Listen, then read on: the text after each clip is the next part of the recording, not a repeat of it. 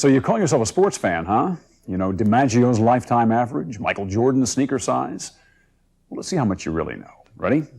What sport has millions of fans, yet most people in America have never heard of it?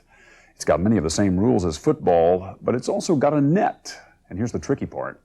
The players still sign autographs for free. Give up? Here's Bob McEwen with the answer. So we're going to try to take good care of you tonight. Hello, how you doing? At Good Samaritan Hospital in Phoenix, We'll just take a listen to your lungs. Jocelyn Green is known as a kind and caring nurse. Can you wiggle your toes for me real quick? But most of his patients have no idea How you been feeling? that Green has a whole other life. I get into fights. I totally try to rip people's head off. I do whatever it takes. What's the screen? Because when his shift ends here, Nurse Green All right. You're welcome, sir. becomes Junior Green of the Arizona Rattlers, champions of the Arena Football League. Get off! Get off! And very possibly the only professional football player with a registered nursing license.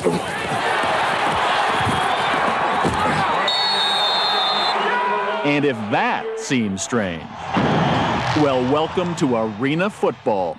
Football played indoors on a 50-yard field that could fit into the Rose Bowl 4 times, with just 8 men on each side, most playing both offense and defense. Ooh, did we mention they don't take down the hockey boards? When you take 3/4 of a football team and put it on a quarter of a football field with a wall around it, there are going to be some collisions. Danny White knows pro football outside and in. A Super Bowl ring as quarterback with the Dallas Cowboys. Now head coach of the Rattlers, winners of the Arena Bowl. World champs, they call themselves. We're better than they are, physically and athletically. Many of White's players have been in the NFL. Here we go, baby. But he says the real test of this upstart sport isn't only on the field, but in the stands. Most fans have never had an opportunity to stand on a sideline of an NFL game and witness and feel and hear the game rather than just watch it. Which may explain why arena football has so much audience participation. And that's just the beginning. Arena ball was designed to make football faster with more scoring.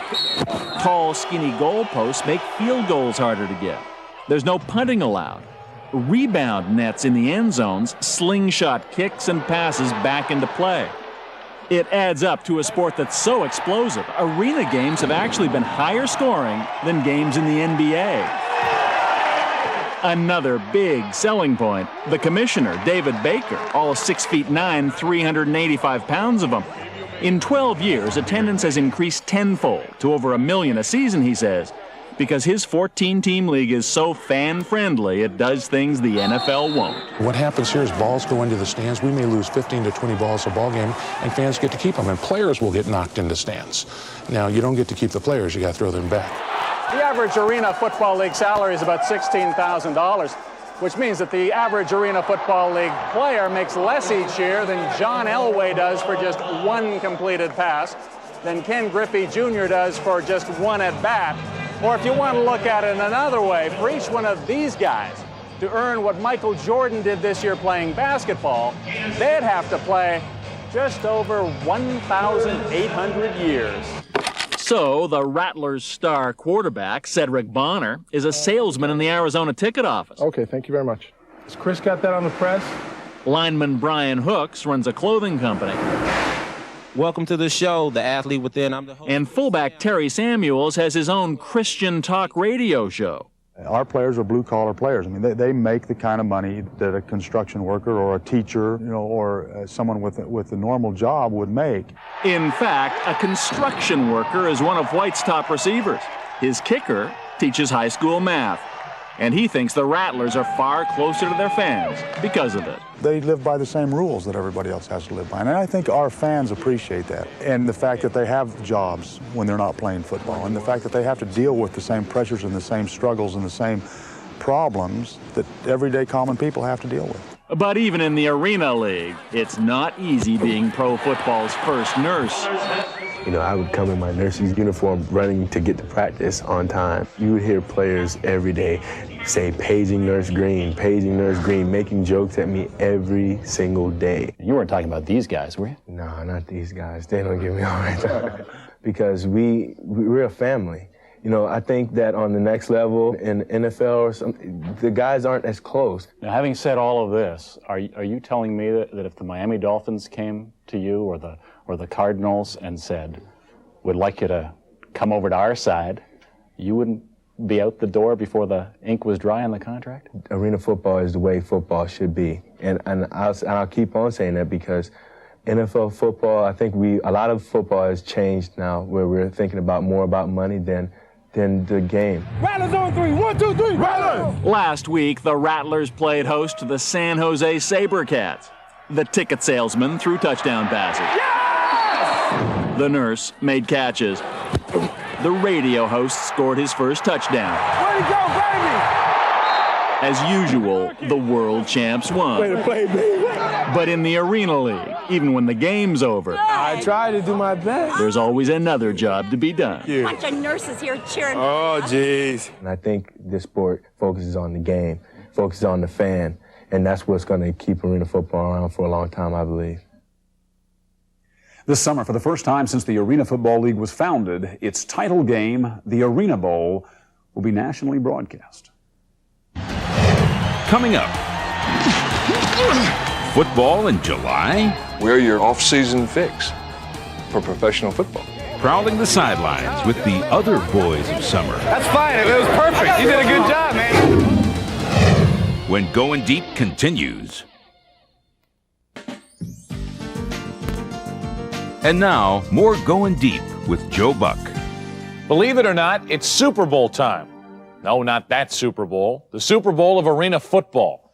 The field may be 50 yards shorter than the NFL, but the final scores can be higher than some NBA games. As for the players' salaries, well, they're in a league of their own. A whopping $16 grand a season. Still, arena football enthusiasts vow it's the sport of the future. Going Deep's Tony Cox explains why a growing number of fans have gone ballistic over this indoor war. 1, 2, 3, 4.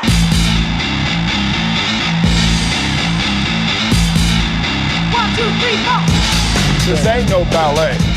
Arena football fans come to see a show. And that's exactly what they get out of the Orlando Predators games, complete with fireworks, dancers, and mascots. It's a big party and a football game to boot.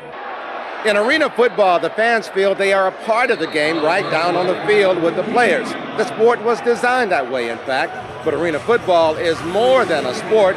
It's really an experience. And while some of the fans are here keeping stats on the players, most of the fans here seem to be here to let their hair down and have a good time. It's like being in your own living room. You can do anything you want. It's really much more relaxed and have a lot more fun. That's exactly how the league wants their fans to feel. Their philosophy, if you entertain them, they will come.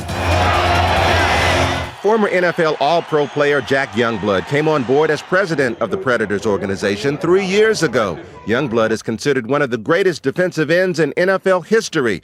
We're your off-season fix for professional football. The house that you play in, the environment that you play in, causes this game to have a unique energy about it. You're so close. I mean, literally, you sit on the sidelines, literally on the sideline. Arena football has been thrilling the fans for 12 years. It started out as a sketch drawn on an envelope by Jim Foster, a professional football marketing veteran, during an indoor soccer game. The design of a miniature football field over a hockey rink soon developed into this. An indoor padded surface 85 feet wide, 50 yards long, with 8-yard end zones and a 32-foot net behind them. Where we are just even looks different than a regular football field, doesn't it? Yeah, it is. It's a lot different. As you can see, we're indoors. All our games are played indoors, and the field's a lot smaller. It's half the size of an NFL field. 31-year-old Jay Gruden has been a part of arena football for the past decade. Gruden takes Takes it himself for the touchdown. He's been called the most successful quarterback in the league's history, helping the Tampa Bay Storm take 2 world championships in 1995 and 1996. This year, he took over as head coach for the Predators, and Gruden led them to their first world title this summer. While Jay wrapped up his season, the NFL is just starting theirs. How does arena football stack up with other forms of football? It's a little bit different because players have to play both ways, so we get a different breed of cat. Quarterbacks are the same. We get good throwers and good passers and scramblers and all that, but linemen are a little bit different. They have to play offense and defense. I've never been as tired as I am when I get done with an arena football game. We're going both ways and special teams and everything. Takes its toll on you for 4 quarters. There are a few other differences in this derivative of good old American football. Nobody touches them. Number 1, the game moves along a lot faster. The clock stops only in the last minute of each 15-minute quarter or when the ref calls time for penalties or injury. Pass interference on the defense. There are 20-man rosters with 8 playing at a time compared to a 45-man roster with 11 playing at a time in the NFL. Any kick or pass bouncing off the end zone net is in play until it touches the ground. No punting on 4th down. You have to go for a field goal or touchdown. And between plays, rock and roll music shakes the arena and the fans. This combo makes for a quick-paced, frenzied game of high-scoring football. There's no difference in the football player. He needs size, he needs speed, he needs football intelligence, and players jump and they fall into the fans' seats. The ball comes, right there to you. You get to keep the ball if you're in the arena football league if it comes into the stands. The more than 15,000 fans that fill the Predators' stands are here to see players like this 6'2", 245-pound linebacker, Rick Hamilton, who was Arena Bowl 12's most valuable player. Rick played with the Washington Redskins and the New York Jets before signing with the Predators this season. Coming from the NFL, a lot of guys tend to take this league a little bit. They don't think the competition is as good and everything, but I'm here to tell you the competition is very competitive here. I think this is a little bit harder game on the body. Besides the wear on his body, arena football hits the pocketbook. NFL players make an average of $755,000 a year, while arena players make an average of $16,000 a season. So for the majority of athletes in the Arena League, their passion for football is not enough. They have to have other jobs in the long off-season, September to April, including Rick. Off the field, he sells life insurance. And football's like a treat. That's just like extra money, in order to play the game. During the off-season, Orlando lineman number 65, Eric Drakes, is a social worker. Number 5, Chris Barber, manages an at-risk facility for juveniles. That's fine. It was perfect. You did a good job, man. He had the post. Others hold work down in other professions. Jay Gruden is recruiting. During the off season, I go out and we hit the pavement pretty hard looking for players, and we get those from the NFL camps that players got released or CFL or in college, guys who just didn't get drafted. Another place arena football is looking for players is in the stock market. The Orlando Predators became a public company in December 1997. How's the company doing so far? The stock is holding its own at $4.50 a share. And with its recent Arena Bowl championship, it looks like this team's stock may be rising, at least with the fans. Arena football is growing in both popularity and prestige. Even the NFL is getting into the act. The league recently amended its constitution to let team owners buy arena football franchises. In fact, the New Orleans Saints have already bought in. When we come back, the secret of arena football's surprising success. Coming up, why arena football has fans coming back for more. Basically, it is succeeding because it's good entertainment. As Going Deep continues. Going Deep continues. From the Fox Network Center, here's Joe Buck. In its 12 years of existence, arena football has already accomplished what many other alternative sports leagues have failed to do: stay in business. Why has arena football succeeded where others have failed? As our story continues, Tony Cox reveals how this little-known sport has scored big. He beats the tackle of Whitmo. Oh, icing on the cake! Arena football players may not have big names or big salaries, but what they do have are a huge number of die-hard fans. This never stops. Yeah, you know, that's the best thing about arena football. It never stops. It's exciting. Go, right? Go. As arena football keeps growing, the fans keep coming and coming.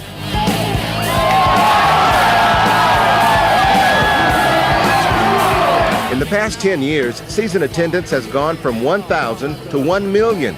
And in a world where fans are growing tired of star egos and expensive tickets, this game is still affordable.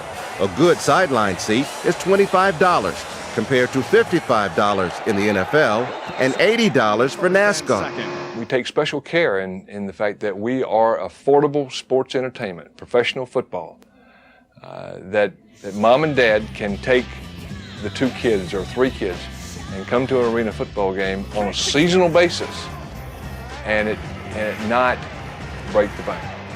Jack Youngblood is the president of the Orlando Predators, this year's Arena Bowl champion. I think the hook is the fact that we as an entity, as the Arena Football League, do not want to challenge the big boys, the NFL. Leagues that have tried to compete with the NFL, like the USFL, failed terribly because there were not enough fans to support the cost of running the league. The USFL lost $200 million in 3 years. But that hasn't stopped NBC and Turner from announcing they want to start a new fall league that will compete directly with the NFL. I'm not sure it is going to have a different result than the failed USFL league. I think we have a situation here where supply is chasing demand. Neil Pilson is a TV consultant and former president of CBS Sports. He thinks the secret to arena football's success is simple. There's a lot of hitting, a lot of excitement, and a lot of scoring.